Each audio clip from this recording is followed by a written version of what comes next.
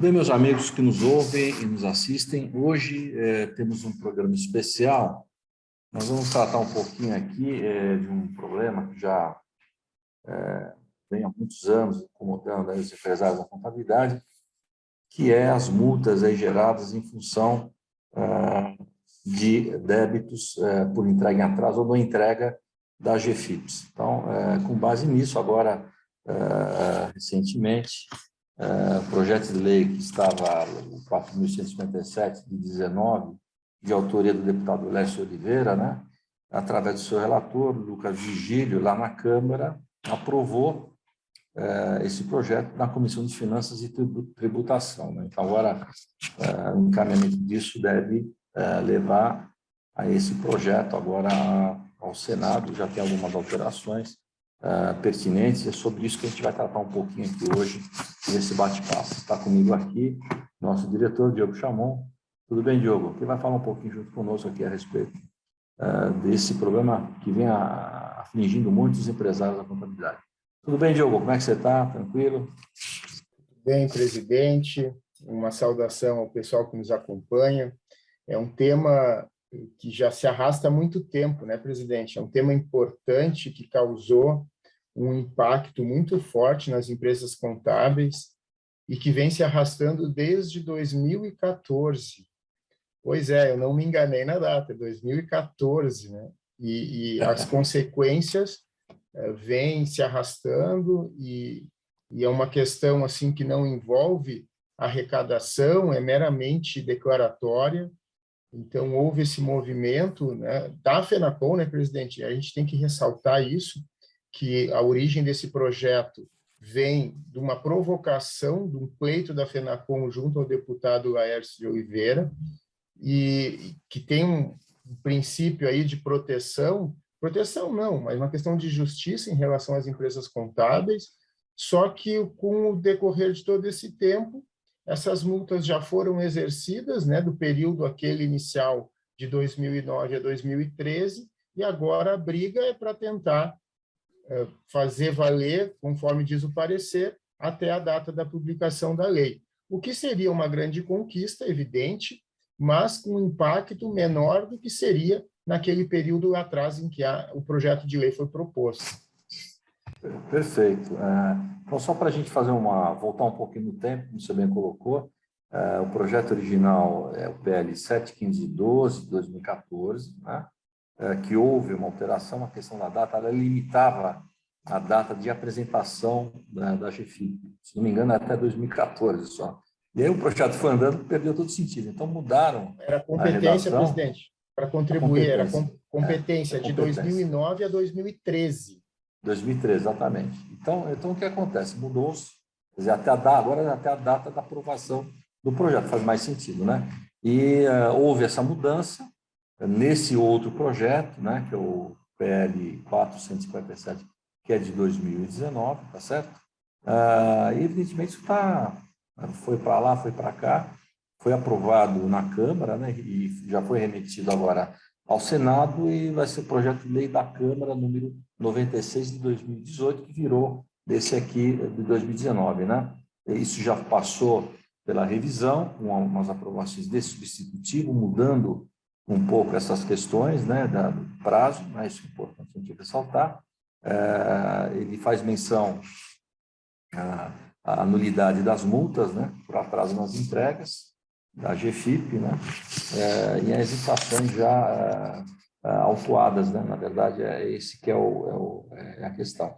Então, o relator, que é o deputado Lucas Vigílio, né, ele, na verdade, ele compreendeu essa demanda feita aqui pelas nossas entidades, né, pelos nossos pedidos, enfim, e ele acatou isso, né, ele achou que realmente não faz sentido você querer cobrar multas, porque a gente pode analisar as multas, elas são absurdamente elevadas, né? Quer dizer, a gente já pagou, vamos imaginar dessa forma, a empresa recolheu ali os tributos ali que ali estavam, né? Por um problema de não entrega de uma obrigação acessória, né? Ou entrega em errado, ou entrega em atraso, ou entrega em branco, enfim, tem N situações, a multa que se cobre, se corrigir essa multa, ela é muito maior, muitas vezes maior que o valor do próprio da obrigação principal. Então, é uma coisa sem o menor sentido, né? Então, realmente, essa decisão agora na Comissão de Finanças e Tributação, ela é extremamente relevante, né? Para que se chegue a esse objetivo final, né? Vamos ver, se Deus quiser, de se anular essas multas, né? Até porque a gente também tem que trazer aqui ao conhecimento não, nós todos sabemos, mas reforçar a ideia de que o empresário contábil, na verdade, é quem colabora e muito com o próprio governo, com o próprio sistema de arrecadação do governo, né? Fazendo esses levantamentos, fazendo essas apurações, entregando isso em nome de seus clientes, né? Enfim, então, nada mais justo do que não fazer com que as empresas agora tenham essa penalização, né? Em função de uma demanda lá de trás, que este controle era da própria Secretaria Previdenciária, que passou a ser administrada pela Receita Federal, né? Então, e isso, evidentemente, na Receita tomou um outro encaminhamento e um encaminhamento muito mais adequado, evidentemente, nos controles das entregas dessas obrigações. Então, eu acho que é um critério importante a se ressaltar, e vamos ver quais são os próximos passos, né, Diogo? Como é que você enxerga isso? E vamos ver se a gente consegue aprovar o quanto antes para trazer essa tranquilidade aí ao empresário, né, que está extremamente preocupado, muitos empresários com multas muito elevadas, né, que não teriam condição de estar pagando isso aí do jeito que estão sendo cobrados, né? Como é que você enxerga isso, Diogo? Presidente, a gente tem alguns aspectos importantes para a gente ressaltar aqui. A origem desse problema, como você bem colocou, foi a união dos controles, né? Quando a Receita Federal incorporou ou fez a fusão lá com as informações do INSS, da Previdência Social. Porque até então a Previdência Social não cobrava esse prazo de entrega. É evidente, a GFIP ela serve para o recolhimento do FGTS e serve também para as informações da Previdência Social. E o que ocorria é que muitas empresas contábeis não entregavam, não faziam o envio das declarações das GFIPs sem fundo de garantia, ou seja, só com as informações, só com a parte declaratória da Previdência Social. E isso não traz uma consequência arrecadatória. Então, por isso que foi do movimento. Então, quando houve essa primeira leva de cobrança da Receita, foi um impacto muito grande. A partir daí, as empresas começaram a dar mais atenção para isso, as empresas contábeis, então este grande volume ele vem diminuindo. Uma outra questão importante é que esse substitutivo apresentado pelo relator, ele além desta mudança de competência da data, que já foi mencionada, né, que ficaria valendo para as declarações entregues em atraso, para as GFIPs entregues em atraso até a data da publicação da lei, ela também menciona que isso só serve para as GFIPs declaratórias, aquelas que não têm o fato gerador, o FGTS. Então, se alguma empresa não entregou a GFIP no prazo e tem FGTS a recolher, essa situação não está abarcada, não está coberta por este texto final que vai ser votado. Então, isso é uma questão super relevante. Também uma outra questão que está previsto no substitutivo é que, de maneira alguma, em ele passando, vai ter efeito retroativo de ressarcimento de multas pagas. Então, isso também é uma coisa que não vai ocorrer. E outra coisa que também a gente precisa deixar uma mensagem muito forte aos nossos colegas, que a gente tem que ter essa atenção, a gente precisa cumprir essa obrigação. Ela está prevista, a multa está prevista, a gente está fazendo um esforço para tentar tirar esse peso, mas, de fato, ela tem previsão. Então, que se atente, que se façam controles para entregar dentro dos prazos essas obrigações, né, e cada vez está exposto a um risco menor. Perfeito a sua observação. A questão do fio garantia não tem nem o que falar, né? A apropriação indébita, o dinheiro não é seu, você está recolhendo, você está segurando um recurso que é do seu colaborador, do funcionário, né, lá da empresa. Então, isso, de fato, não tem lógica nenhuma. O que se tem que se colocar de forma muito clara, e é isso que está se colocando aqui, a entrega em atraso dessas obrigações acessórias. Então, aquele empresário de boa-fé que entregou depois, até porque não tinha essa obrigatoriedade no passado, né? Quando a administração disso estava somente na Secretaria Previdenciária, né? Que hoje quem controla é a Receita Federal, então mudou a Secretaria, os controles, inclusive a própria legislação, ela tem hoje uma legislação, a própria Receita tem uma legislação um pouco mais rígida em relação a essas questões, né? Das entregas às obrigações. Então, eu vejo também, o próprio Senado se sensibilizou com essa questão no todo, né? Isso está muito claro, e evidentemente, eu acho, pelo bom trabalho feito, tanto pelos legisladores lá, né? O deputado Laércio de Oliveira, que foi quem também levantou essa bandeira, acho que tem que ressaltar esse mérito dele, que nos atendeu desde então, lá atrás, né? Nesse levantamento feito pela FENACOM, chegamos à época, a FENACOM, ao deputado, e ele se sensibilizou com isso e fez esse projeto. De fato, agora me parece que será atendido, né? Então, óbvio que a questão do fundo de garantia não recolhido, isso não tem nem porquê, né? Não tem nem como discutir isso, isso é um absurdo e tem que pagar mesmo, né? O dinheiro nem das empresas são. Então, tem que fazer, quem não recolheu, tem que, de fato, fazer o recolhimento, né? Isso é outra história. Agora, para as entregas em atraso, realmente, como houve essa mudança, que se releve isso, e me parece que o entendimento e o encaminhamento está sendo dentro dessa ordem, desse critério. Óbvio que de lá para cá as coisas mudaram bastante, a gente percebe hoje o regramento, né, de prazos e tudo mais, né, o cuidado que as empresas hoje de contabilidade têm para entregar realmente todas as obrigações para cumprimento dos seus prazos, né? Então, isso hoje em dia já não existe mais esse tipo de problema, né? Pode ter uma eventualidade, um problema de sistema, enfim, mas dentro de uma lógica normal, isso já é cumprido com regularidade, né? Realmente existe um delta-tempo aí, lá atrás, que aconteceu esse fato, e que o que se solicita nesse projeto de lei é justamente que se anistie isso, se dê conhecimento dessa anistia nesse período, para que os empresários não tenham problema com isso, e nem muito menos as empresas de contabilidade que fizeram esses trabalhos e entregaram isso muitas vezes fora dos seus prazos, né? Teve também no caminho alguns problemas com a Caixa, a Econômica Federal também, a gente sabe disso, né? Eles não reportavam adequadamente as empresas de contabilidade, que geraram uma certa confusão. Enfim, a gente sabe que teve uma série de problemas. Mas foi um momento de adaptação, né? Eu acho que isso que aconteceu naquele momento, nesses períodos aí, que são os períodos que a gente está ressaltando aqui, e que, evidentemente, a gente acredita aqui no bom senso do legislador, né? E provavelmente a gente vai conseguir fazer essa aprovação de forma bem adequada, trazendo aí paz e sossego aí às empresas contábeis em relação a essa temática, né? Como é que você enxerga isso aí, Diogo?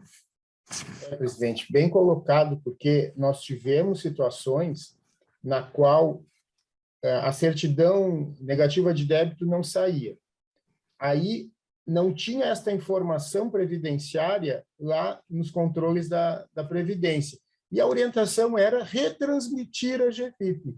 Ora, se retransmitir a GFIP fora do prazo, ocasionava uma multa. Então, também tinham situações que eram muito injustas, né? Porque totalmente descabidas. Mas, no modo geral, eu acho que da mesma forma que a gente precisa enaltecer esses parlamentares que enxergam essas dores, essas injustiças e tomam a frente para levar esse pleito, a gente também tem que fazer uma crítica à morosidade do nosso legislativo. Não é cabível que um projeto desses, com um impacto tão forte lá atrás, possa ser arrastado por 7 anos no Congresso. Isso não é possível. São questões, aquelas multas de 2009 e 2013, que foi o grande baque, foram pagas já ou levaram empresas contábeis a fecharem as portas. Então, isso é uma coisa que não é possível. Eu também quero ressaltar aqui, presidente, que essas incoerências do nosso legislativo, que no texto original, como já foi dito, previa de 2009 a 2013, e se arrastou a ponto de 2019 o texto ser este mesmo. Se aprovado, não faria efeito nenhum, porque aquelas competências já estavam prescritas. E aí foi, de novo, presidente, um trabalho da FENACOM junto aos senadores, e aqui eu cito o senador Paulo Paim, do Rio Grande do Sul, e os senadores Alci Lucas, de Brasília, que atenderam o nosso pleito e mudaram essa data para ter a publicação da lei, quer dizer, atendendo, sim, fazendo efeito. É bem verdade que um efeito mais enxuto, né, porque aquela grande carga inicial já está superada de uma forma positiva ou negativa, e a gente está ainda em 2021, às beiras de 2022, discutindo um tema muito grave, muito impactante de 2014. Você tem razão, é isso mesmo, mas, infelizmente, as prioridades do legislador nem sempre são as prioridades do contribuinte, né? Infelizmente, a gente sabe que naquela casa funciona dessa forma, né? Mas também, como bem disse você, teve legisladores que se sensibilizaram com o tema e que procuraram ajudar a nossa categoria a ter um conforto, né? Infelizmente, com atraso, mas o importante é que, nesse momento que estamos, isso está passando e está tendo hoje uma consciência plena, né, dentro do Congresso Nacional, essa sensibilização para que, de fato, se aprove esse projeto. Então, a gente acredita que isso deve ser aprovado, né? Estamos trazendo essa notícia para os senhores aí, evidentemente tem todo um trâmite ainda, não acredito que isso passe ainda esse ano, que eu acho que está meio em cima, né?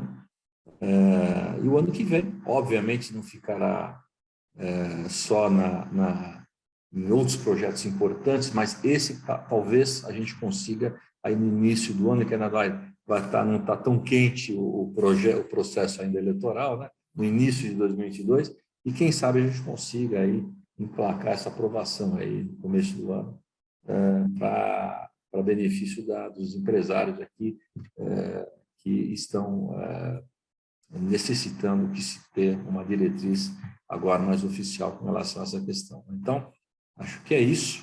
Eu queria que você, por favor, se tivesse mais alguma coisa a acrescentar, fizesse um comentário para a gente pudesse encerrar aqui. A ideia aqui era trazer esse alento aos senhores aí da atividade contábil, aos nossos empresários, que estão realmente torcendo para que se consiga aprovar esses projetos, dizendo com muita firmeza, muita tranquilidade, que nós estamos acompanhando isso desde o início, né? Essa movimentação aqui, é importante os senhores saberem, nasceu na FENACOM, né? Lá na procura de alguns deputados, e à época o deputado Lércio de Oliveira ficou muito sensibilizado com essa questão e foi o primeiro a se prontificar a encaminhar esse projeto de lei lá de 2014. Então, é importante a gente saber disso, e como ele, outros ao longo desse período, como o próprio Diogo falou, por exemplo, o senador Paulo Paim foi um deles, e também abraçou essa causa e tem defendido aí veementemente a aprovação e da justiça que esse projeto trará aí às nossas entidades, às nossas empresas de contabilidade. Então, é isso que eu queria comentar. E, por favor, Diogo, suas últimas considerações para a gente poder fechar isso aqui, na expectativa de que brevemente aprovaremos esse projeto de lei. Vamos lá. Presidente, se tudo correr dentro do previsto, que nem sempre ocorre, a previsão de votação no plenário da Câmara é para esta semana, até dia 3 de dezembro. A gente sabe que nem sempre, geralmente, essas previsões elas têm contratempos, mas a gente está na expectativa que isso ocorra, é importante, apesar dessa questão que a gente comentou do momento, né, de momento atrás seria muito mais impactante, importante, produtivo, mas, de qualquer forma, em passando, em sendo aprovado, é uma conquista, é importante, e eu vejo que este debate, esse projeto de lei, esse trâmite, ele tem que ser visto também um pouco mais de profundidade, porque a gente precisa também debater esses trâmites esses projetos que tramitam, essa forma de tramitar no legislativo, porque a gente tem que ter um pouco mais de agilidade. Entendemos toda a robustez do parlamento, toda a questão de debate, comissões, nós entendemos, mas tem assuntos que não são atemporais. A maioria dos assuntos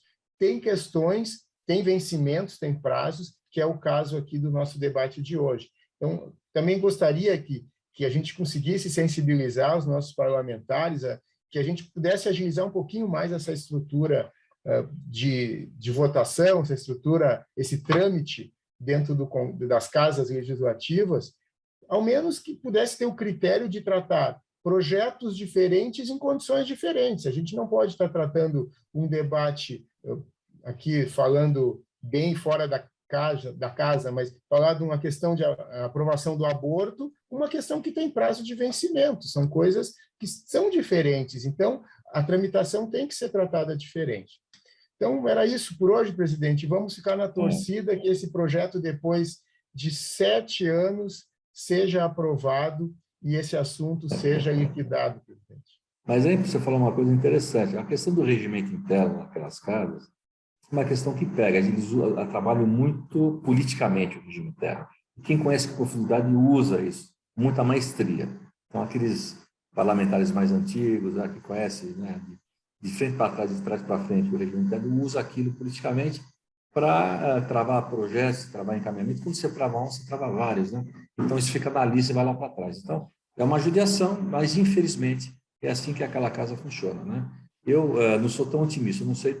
Espero que você tenha toda a razão, que se aprove ainda esse ano esse projeto. Eu não sei, porque tem muito projeto prioritário lá no governo, uma questão do refis, né? Que politicamente, obviamente, todo mundo quer aprovar o refis, porque, né? O ano que vem, ano político, vão aprovar o refis agora para poder passar. Só que, por outro lado, tem uma resistência, né, de órgãos vamos dizer, do executivo que não querem que se aprove, né? Esse refis, enfim.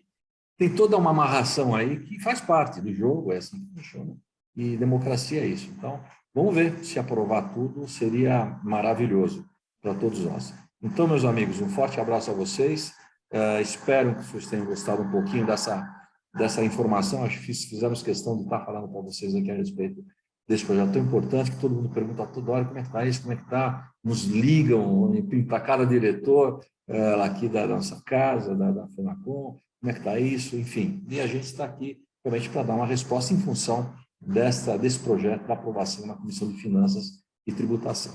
Então, agradeço novamente, um forte abraço e qualquer novidade que vier a acontecer, faremos uma nova dessa aqui, quem sabe ainda esse ano, para poder trazer uma boa notícia para os senhores.